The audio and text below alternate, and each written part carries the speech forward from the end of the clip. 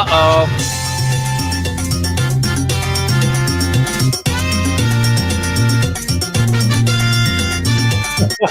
Well, there we are.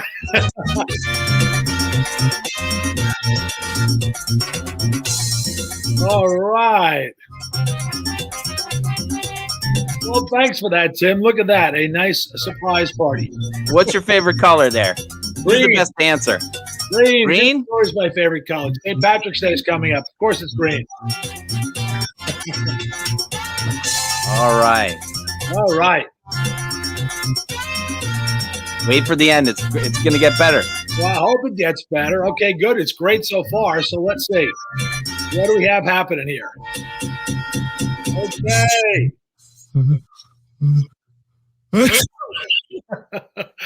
Well, Tim, that was very nice. Thank you. Yes, I turned 58 yesterday. And usually I have a big party. Last year I had that roast, the sort of Dean Martin roast where everyone got up on the stage and I sat up there in a chair and they made fun of me all night long. That was kind of fun. But this year we had to kind of keep it to the cohort and kept it. I mean, it was still equally as good. Each time it's good when people are nice enough to help you celebrate your birthday, but it was a wonderful experience. Not quite the grandioso thing we've had in the past, but certainly a good one. So excellent. And I saw you had a very special cake. We had a cake, yes, a cake of my head. They had a cake that was shaped exactly like my head. People couldn't tell me from the cake. I was afraid that they were going to chop my head when they were cutting the cake at one point, but it was all good. So once again, good news across the board. I have a funny story about that. I have a friend of mine who wanted to become a baker and make those special cakes. And so when, and this was years ago when my kids were little, and she said, I'm going to make this snowman and I want to, try out my skills, but I can't eat this whole cake. So I want to give it to you and you have it with your kids. I was like, great, no problem. That's a win. So I bring the snowman home and I'm like, look, kids, I got Frosty. We're going to have, cake and all this stuff. It was great, except for the fact that she made a beautiful looking snowman, but it was red velvet cake. And when I cut into it and the kids saw the red velvet cake underneath the white snowman, they freaked out. They were like, bleeding. Killing Frosty. You're killing Frosty. I traumatized the kids. They anytime it was terrible. It was that's hysterical. It took a while for them to figure out that it was cake, but the red velvet cake, she was just using random boxes of stuff. She just wanted it to look right on the outside.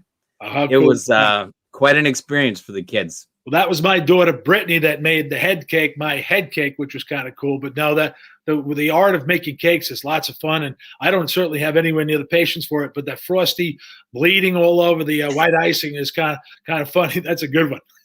It was amazing. It was amazing. But happy birthday! Thank you very much. 58 years old, so I don't feel it, but certainly I might look it, but I certainly don't feel it. No, you're looking good. So who do we got on the schedule today? Well, we have Rich DiPreta. I'd like to bring Rich DiPreta out. I love talking to Rich DiPreta. The stories we only met a couple years ago, and we've just had a wonderful experience along the way. So did he disappear from our ranks, or are we going to bring him on? Oh, here he is. Hello. Here he is. Hello, how are you? We're doing well. How are you? I'm great, thank you. Well, good. As you know, or you might not know, but we mentioned it and you might have forgotten, but we'll find ways to talk about stuff anyway. But we hope that you could bring some good news to us because this is the good news program. And we talk about only good news, not bad news. Do you have some specific Greenwich related or neighboring to Greenwich or somehow connected to Greenwich? Good news for us, Rich? Good news. Let's see. Spring is almost here. I know. I know. I was looking at savings. Daylight savings, all that stuff comes up. Longer days. I know we're outside watching. I would kind of walk the dog at the end of work. Work shuts down for me about 4:30. I know we were pushing to get out just a little while ago. We're pushing to get some daylight. Now it's up there good and strong. So it's we're happy about that. So that's definitely good news. Pleased about that. But Rich, we met now a couple of years ago now. We met and you are involved in the town politics. You help our community transition along, keeping our governance in place, working to coordinate things. And I certainly do appreciate what you've done and what you've taught me. And there's so much that goes on behind the scenes that most people don't know about, and it takes a lot of work from people who organize things. And you certainly did that in my involvement, because it was only a short while ago that I got involved, and it took somebody like yourself to teach me how the system works. How long have you been involved in the town politics, making sure things went along smoothly? It's probably going on 20 years, actually. I first so I moved back to Greenwich, having grown up here, after college law school, and I immediately got involved with town politics. Joined the RTM, did the RTM for 8 years, and then more recently, in the last 4 years, stepped up to a leadership role. And that leadership role has been appreciated, because the way I got involved was I was at it's my birthday now, so we're going back 2 years, so it's 2 birthday parties ago. I think the theme. Happy birthday. Oh, thank you very much. The theme was a Western theme. I rented a mechanical bull, and everybody had to dress like a cowboy. So at the ripe age of 56, I decided to have a cowboy party, which is a little immature, but it doesn't matter. I still got invited to participate in our town politics by our friend Steve Walco. So he introduced me. He said, would you be interested in being involved in town politics? I said, sure, that'd be great. And then he introduced me to you. And in our many, many conversations, you told me the difference between the RTM, RTC, DTC, the BOE, the BET, the Selectmen Committee, the Selectmen, First Selectman, Second Selectman. I'm still confused about First and Second Selectman, or Selectmen, or how that works, but we're getting it. But in that short period of time, with your quick teachings, you had me go from entering as a candidate for Selectman, then an election to the Board of Ed. I got on the Board of Ed. Then I wanted to figure out how to get into the RTC, so I get into the RTC. Then a leadership role in the RTC, and then all of a sudden the opportunity to run for the state legislator came. It all happened. All this stuff happens in 2 years. So thank you for that great lesson. You're welcome. So now, tell me more about the stuff that you get involved in, because now you said you grew up in town, then you moved away for a while. Is that what happened? Well, I went to college. I went to Trinity up in Hartford, so not too far from home. And then I took a few years off in between college and law school. I should say off. I actually worked for an insurance company for 3 years. Tell us a little more specific about yourself. Which law school did you go to? What sort of insurance were you doing? Give us a little more detail. Well, sure. The insurance stuff wasn't all that interesting. I was a claims adjuster in my early 20s. It was a great job coming out of college, early 90s, and the market was pretty tough. So happy to have a job. And I quickly realized that it didn't have the kind of the future I was looking for. So I went to law school and went to UConn, which is up in Hartford, West Hartford, and a great school, especially as a Connecticut resident. You get the in-state tuition. And our basketball team, both men's and women's, was flying high at the time. So it was great to be able to go to all the games. Oh, so that was really cool. But now you weren't a basketball player. You were a speedster. You were a track man, weren't you? Yes, yeah. I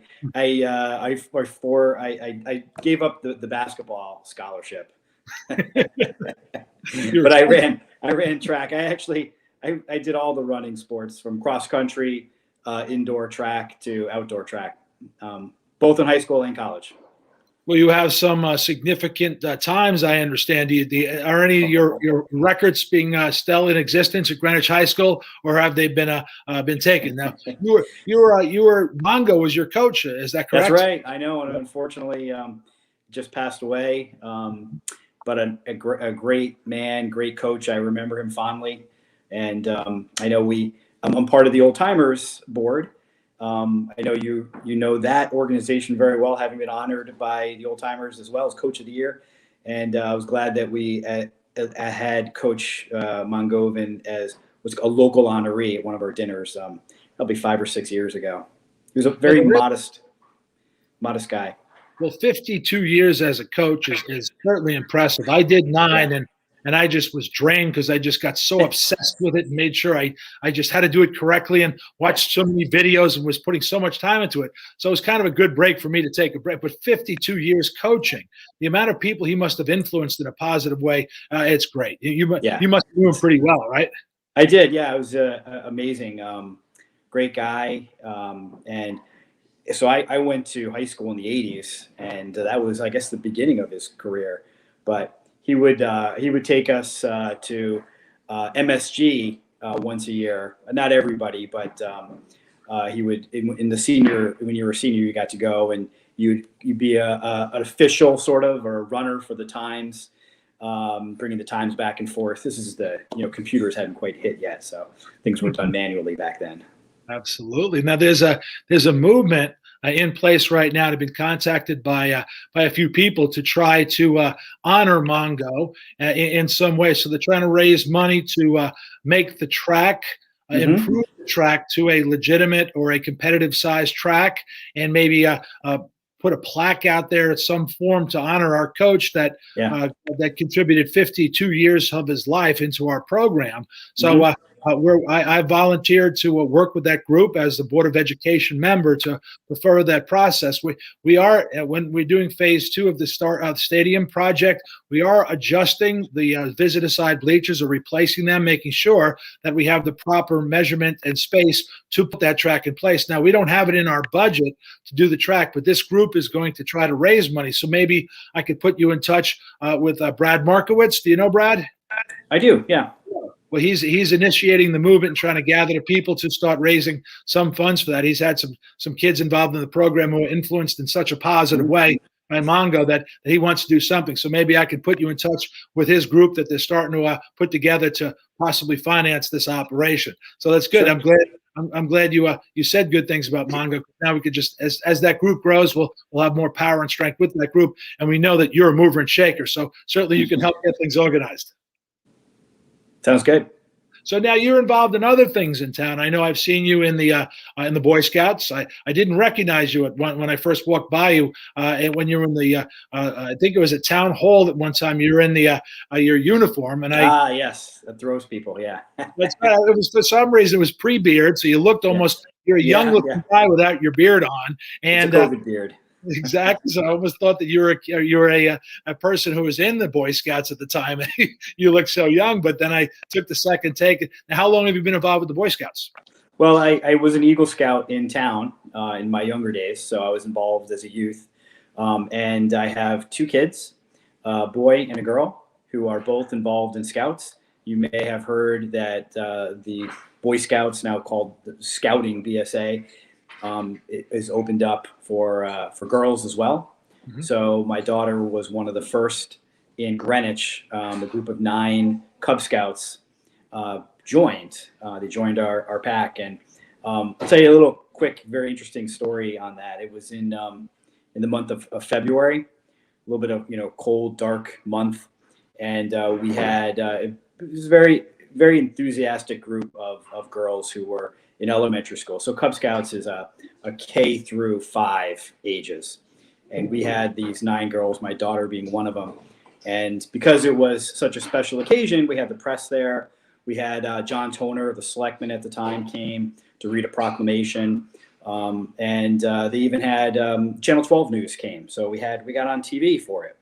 But the interesting part was, as one of the first meetings that you go to as a Cub Scout, you learn a few things. You learn the Scout oath, the Scout law, the Scout handshake, Scout salute, Scout motto.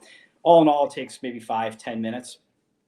So having done this, and I'm the Cub master of our current pack, what's pack 23, which is North Miami Dundee. So I've had some years as a leader under my belt now with bringing the new kids in. So all the girls line up. We got, audience of people. And I said, okay, so one of the first things we have to do is we have to teach you the Scout law and the Scout oath. So, we put our Scout signs up, and I say, repeat after me. Well, Joe, that was the mistake. Oh, no. They didn't need to repeat after me. In the blink of an eye, they all recited the Scout oath and the Scout law.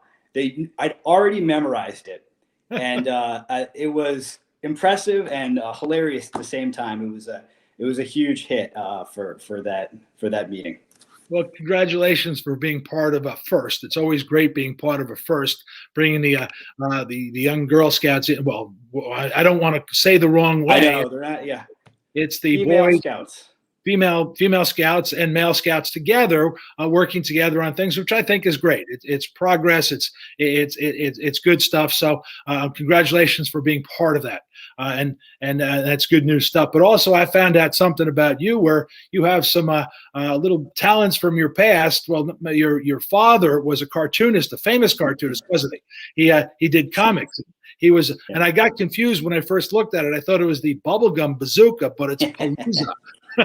Yeah, Palooka, Joe Palooka. Joe Palooka, yes, Joe. Right. And I got so confused with the Bubblegum Bazooka and Palooka. So when I did a little looking up of that, that was very impressive. So tell us a little about your father, who did comics. Yeah, my father was in the comic book industry.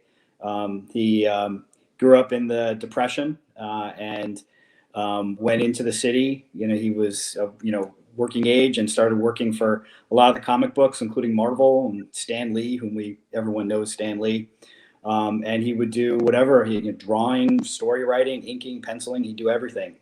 And then he got his big break with the comic strip, Joe Palooka, which my generation doesn't really know. It's certainly those younger than me. It's the generation above us that knows it very well. He was a boxer. In fact, Palooka is actually a word in the English language for an oafish boxer, inexperienced, stupid boxer, and that was Joe Palooka. He was a lovable boxer. Category, so yeah. So he did that for decades, all through my childhood. Ultimately retired it in 1984. Got on all of the morning talk shows, Good Morning America, whatever the shows were at the time, Today Show. Never forget that. That was pretty fascinating to see that. But he was also very involved in the community. So I like to say he kind of inspired me to give back to the community, which I'm doing through the organizations I'm a part of. Well, that's what we try to point out on the show is the people behind the scenes, the ones that both the ones behind the scenes and the ones that are not behind the scenes, all kind of make the fabric of this town. And you're one of those ones that I met, got a lot of information from you, helped me along on something I always wanted to do. And then when I got to know you, I find out that you're involved in a whole lot of things, but you're not the one that really goes for the spotlight, are you? You're the kind of guy behind the scenes that push other people into the spotlight. And so you need those things in town. And I do thank you for your community service. What other things are you involved in town? So I'm on the Old Timers Board. And as I mentioned that, we're a great organization that raises funds for youth sports.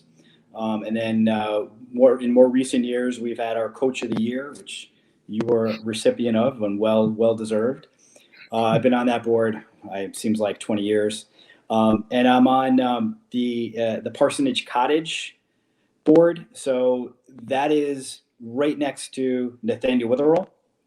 And it's a senior residence. Most people assume it's part of Nathaniel Witherell because it's located on property adjacent to it, but it's a hidden gem in town. And as a senior residence, it doesn't provide skilled nursing. You have to be able to walk to be there, but it has up to 40 residents that live there. They're actually great people. I see them now by Zoom, quite frequently at our board meetings. Cafeteria serves them all, and it's a beautiful property in a beautiful location. Well, thanks once again. Another thing, I didn't know that until just now, but that's another thing. Thank you for all the service you provide for our town. That's great. Thanks very much. Now, I think we're going to be drifting off to the firehouse in Portchester. I think, do we have Bret Atkinson on the in the green room, ready to come on and talk from the firehouse? There's Bret. Hello, Bret. How's it going? Oh, it's going well. It's going well. Do you know Rich, Bret? Do you know Rich? I'm not sure we've ever met. Yeah, don't think so, but nice to meet you. Nice to meet you as well. Bret is a fireman, has been a fireman for a long time. Bret grew up in town, and I guess we're trying to get a little good news from you, Bret. Tell us, as everyone comes on the show, because it is the good news show, and you've been on this show before, so tell us a little good news. Tell us what's going on in your world. So I also own a landscaping company in town. The good thing is spring is around the corner, minus today. Today was a little bit chilly and windy. But we are gearing up for springtime. COVID numbers are down, which is great. I'm happy about that. Things are starting to open back up. I see Texas just opened up 100%, so hopefully we're next. Looking forward to it, and a little bit of normalcy back in the real world. Excellent. Well, Bret's a fireman. Now you're a fireman at two different companies, right? You're a fireman. You're in the fire police, Costco Fire Police, and you're in the Portchester Fire Department as well. Is that correct? I'm in the Costco Fire Police Patrol. I've been there now since I think 2012, so almost 10 years there. And I'm also a member down here in Portchester as well. Been a member here. Tonight is actually our annual meeting. The guys are in the other room in the meeting. This is my first year that we just completed. Sorry, you might hear some scanner in the background, but don't hear any sirens, and then you'll have to run to the fire truck. Maybe you could make it mobile and bring us to the fire. That'd be way cool. That would be. We'll see if something happens. Exactly. Well, we were thanking Rich for all he does and all he's done for me and all he does for the community. We talked about that. But Rich, thanks for coming on the show, and it was great talking to you, and always great catching up again, because as we were very in touch during your coordinating the politics in town here, we fell out of touch between that. So thanks for coming on. Good talking to you again. We hope to see you when the world opens up again for a beer somewhere. Sounds good. And happy birthday. Thank you very much. Thank you very much. Well, Bret, it's so glad you've been on the show before. You've been in the background. You've been trying to make all sorts of stuff, helping others in the program. But I've been meaning to get you on for some time, because I love your entrepreneurial spirit, because you got loads of stuff going on at all times. You got different things going on here and here. Tell us what you got going on other than the things you've already mentioned. Yeah, absolutely. So as some people may know, I graduated Greenwich High School in 2010. I did not go the college route, started the entrepreneur route, tried a couple different things, ended up in the city with a construction company for about a year, branched off, came back into town, started my own landscaping business. From there on, we kind of branched out into multiple different fields within the landscaping business, the biggest of which that I would say took off pretty steeply this year would be the firewood business. So firewood is a big part of what we do in the winter. We serve probably over 500 clients in town, which is awesome. And everybody knows, firewood in general just brings people together, bonfires, fire, and it's great. It's a lot of fun. So we're plugging along, growing the business as we go, me and my younger brother, Scott. And we hope to just keep it going. Well, tell us what's going on in the fire department now. You're in your annual meeting. So so our annual meeting's happening currently. Obviously, that's the annual meeting is when we do our voting on our new officers and executive side. So it's a little bit longer than normal. It's a great group of guys down here, great group of guys in Greenwich as well. It's another brotherhood. It's another family. So it's something that I enjoy doing. It's good to give back. It's my way of giving back.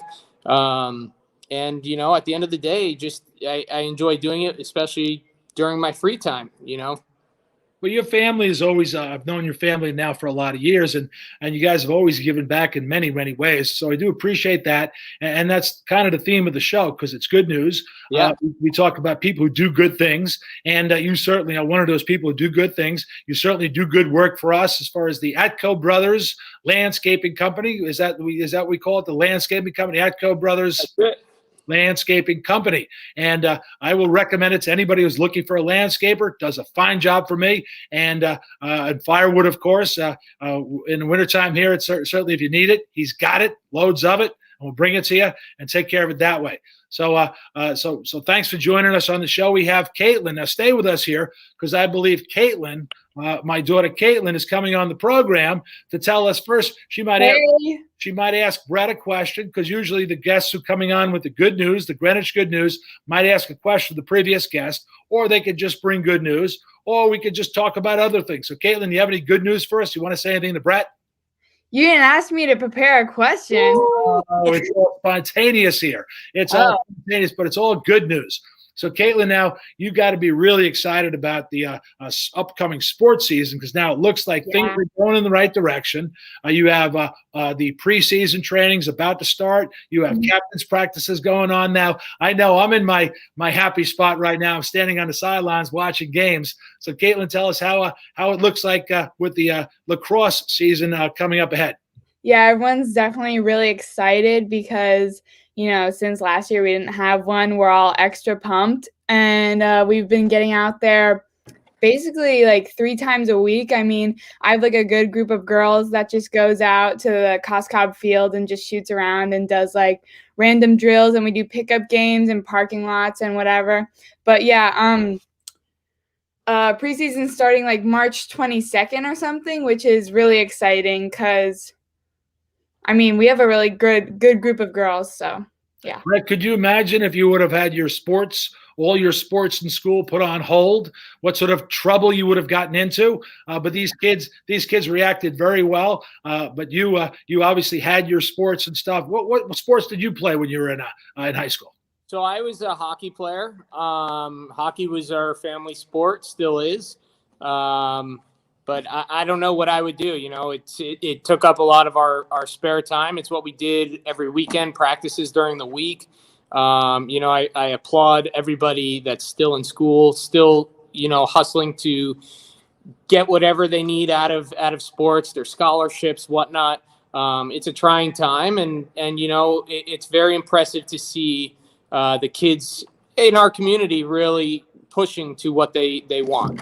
Yeah, what was actually cool about like my friends that play lacrosse is when our practices were canceled because of COVID and stuff, we would just get like a small group out there and just practice even though they were all canceled. And it really like especially in March, like when school just got shut down and everything and we weren't really in quarantine yet, we would go out to the GHS fields like every single day, like rain or shine, every day we would go and like just do reps nonstop because I mean there was nothing else to do. So, yeah.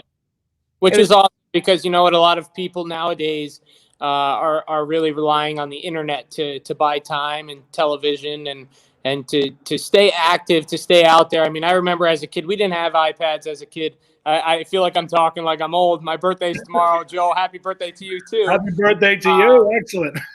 Yeah, it's really cool to hear that the kids are still getting out there, staying active, keeping busy. It's awesome. Well, it's key now, Caitlin. I don't know if this is the audience you'd like to promote your podcast. I know you have a podcast, but you know what? It's something that it's creativity. Because Bret, we talked about your creativity where you didn't just sort of let life present something to you. You went out and grabbed it. And right now we're going down to close down time. We had a lot of time where we had to be at home, and Caitlin got creative. She set up a business where she has some babysitting she does. She ran a camp over the summer when it was okay to sort of stretch out the cohort a little bit, and she now has a podcast which is directed at younger folks. So I understand why she's asked me not to watch it, but I don't know if she wants to try to promote it or not. But that's okay. But I mean, I'll take the link. I'll listen. I don't think you'd like it. Perfect. But Bret, now is there something specific out there that you're working on that you want to mention out to the community in addition to things? Because I certainly want you to. We do have about 1,500 people at times that do watch this. So if you have something that maybe you want to just talk about to reach out with people, whether it's something some good that you're doing for the community or just a new business that you might have or something like that. Yeah, no, just that the landscaping season's coming, and you know, me and my brother have been very involved in the firehouse. My other brother, the hockey player, is very involved in charities. My other 2 cousins are in the Army, currently serving. So you know, we're a big family that gives back, and you know, it's a good feeling, and I really suggest that everybody tries to do something in their own way, and everybody's different. So it is, everybody needs to understand that you don't need to go to this extent to give back. There's many things you can do, and just keep going. Never give up. Just keep your head up and keep on going. Well, thanks. Hey, keep it up. How's Scott's house coming along? Scotty's? Yeah. Yeah, it's coming. He's almost done, which is very impressive. That's one kid that really works hard, and he really built that whole house himself. It's crazy. He watches YouTube videos, watches other people, which is kind of how I started my business. I worked for somebody for a little, learned the ropes, and that's what he's doing, but on a different level. It's very impressive to see an actual structure be built by hand, especially from my younger brother. So I applaud him and what he's doing. Well, fantastic. So, Caitlin, is there anything you want to pitch out there that you're working on, a little project or something, or something you want to reach out to some folks? Or I mean, if anyone has any kids, I'll babysit. Perfect. And we might get some requests for babysitters on the back of that. And you do a fine job. The kids do like you. I know that the parents you work for are always want you to come back. So it's a good thing that you do. So, Bret, a pleasure as usual. Absolutely. Thank you and all your family, all the service you provide to our community. Caitlin, I'm glad you could join us on the program this evening. And Tim, do you have it? Tim usually has a question or two for the guests as they depart. I guess Rich has disappeared, but go ahead. Do you have anything you want to ask our fine guests here, Tim? Well, there was a few comments that came rolling in. Everybody was, praising the guys that we had on here today and everything. But one said that Joe Kelly is the king of boxing in Greenwich, and it's true that you won a Golden Gloves. Is that right? So we were talking about Joe Palooka. So are you the original Joe Palooka? I think I am. When he described what the word Palooka meant, it kind of struck a little nerve. So I'm not sure it's the best description, but it sort of fits a little bit, unfortunately. But yes, good point. Very good, very good. No, it's great to see everybody, and I'll put a link to the podcast in the show if she's ready to disclose that. So whenever you're ready. Maybe. Okay. Well, maybe we'll put that as a maybe then.